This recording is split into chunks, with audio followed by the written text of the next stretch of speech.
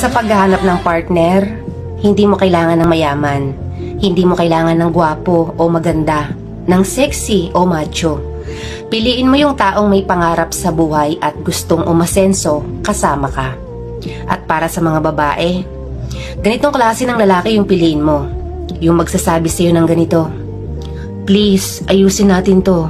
Every time na may hindi kayo pagkakaunawaan. Hindi dun sa lalaking sasabihan ka pa na, "Ikaw ang bahala, desisyon mo yan."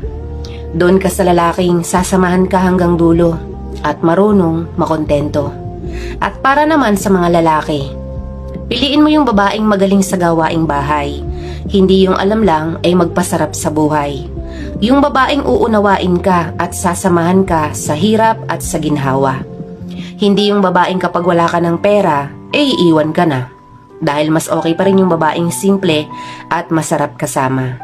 Yung alam ang salitang pagpapamilya, hindi pagbitaw sa problema. Bonus na lang kapag mabait pa yung magulang niya. Tandaan na ang paghahanap ng makakasama mo sa buhay ay hindi dapat minamadali. Slowly but surely. Kesa doon sa mabilisan na hindi man lang pinag-isipan. Kaya ang ending, nauuwi sa hiwalayan.